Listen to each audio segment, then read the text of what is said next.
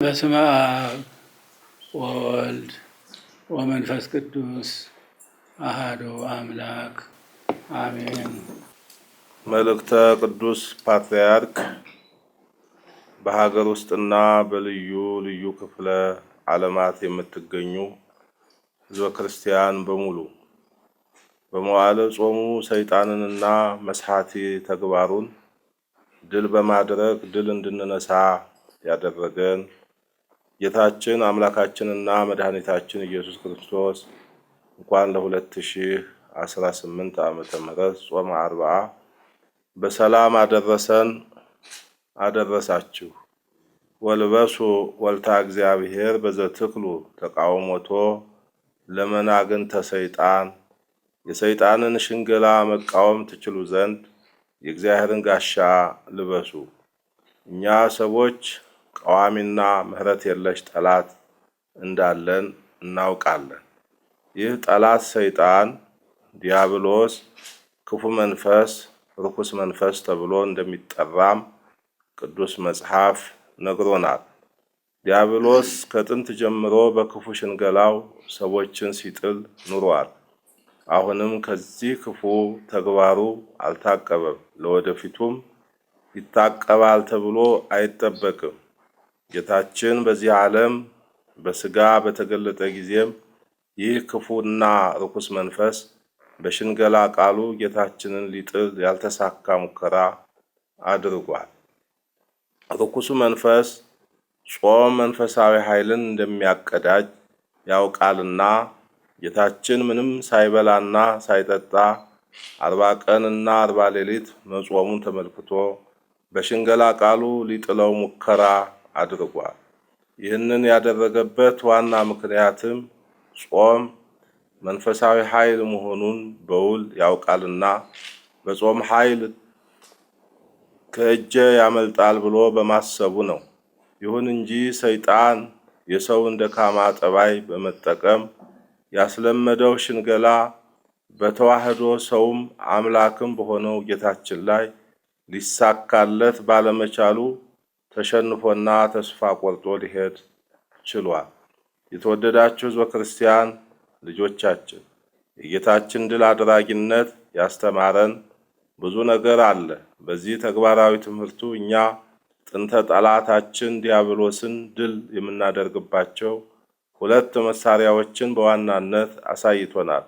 እነሱም የእግዚአብሔርን ጋሻ መልበስና በጾም መንፈሳዊ ኃይልን መቀዳጀት ናቸው። ሁሌም እንደምንማረው በውስጣችን 2 ተቃራኒ ነገሮች አሉ። እነሱም ፍትወተ ስጋና ፍትወተ መንፈስ ናቸው። እነኚህ 2 ነገሮች አንዱ ለአንዱ ፍጹም ተቃራኒ መሆናቸውን በቅዱስ መጽሐፍ እንዲህ በማለት ያስረዳል። እስመ ስጋኒ ይፈቱ ዘኢይፈቱ መንፈስ ወመንፈስኒ ይፈቱ ዘኢይፈቱ ስጋ ወይትአበዩ በበይናቲሆሙ ከመ ኢትግበሩ ዘትፈቅዱ ወባህቱ እብለክሙ በመንፈስ ሁሩ ወፍትወተ ስጋክሙ ኢትግበሩ። ማለትም ስጋ መንፈስ የማይወደውን ይወዳል፣ መንፈስም ስጋ የማይወደውን ይወዳል። እርስ በርሳቸውም ይቃወማሉ። ስለዚህም የምትወዱትን ልታደርጉ አትችሉም። ነገር ግን እላለሁ በመንፈስ ተመላለሱ፣ የስጋንም ምኞት ግን ከቶ አትፈጽሙ። እነኚህ የውስጣችን ጠባዮች በዚህ ደረጃ እርስ በርስ የሚቃረኑ መሆናቸው ለምናስተውላቸው በግልጽ የሚታወቁ ናቸው። ከዚህ አንጻር ሰይጣን ይህንን ክፍተት ተጠቅሞ የስጋችንን ፍላጎት እንድንከተል ይገፋፋናል። መሳሪያዎቹ ደግሞ ፍቅረ መባልት፣ ፍቅረ ንዋይና ፍቅረ ሲመት ናቸው። ይህም በመሆኑ ነው ሰይጣን በእነዚህ ጌታችንን ሊሸነግለው የሞከረ። ይሁንና ጌታችን እነኚህን የሽንገላ መሳሪያዎች ሰባብሮ ጥሏቸዋል። የጣላቸውም በጾምና በእግዚአብሔር ቃል ነው።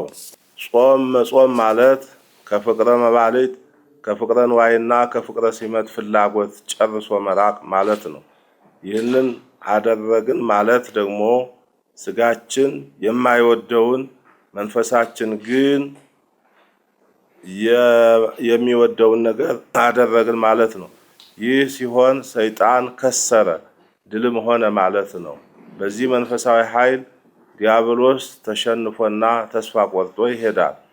ከዚህ አኳያ እኛም በቃለ እግዚአብሔር እየተመራን የምንጾምበት ምክንያት የስጋችንን ፍላጎት በመግራት ለነፍሳችን ፍላጎት ለማደርና በዚህ ኃይለ መንፈስ ሰይጣንን በማሸነፍ የእግዚአብሔር ቤተሰብ ለመሆን ነው። የተከበራችሁ ሕዝበ ክርስቲያን ልጆቻችን፣ የጾም ዋና ዓላማ ስጋዊ ፍላጎትን መግራት፣ በምትኩ ደግሞ መንፈሳዊ ፍላጎትን ማጎልበት እንደሆነ ተነግሮናል።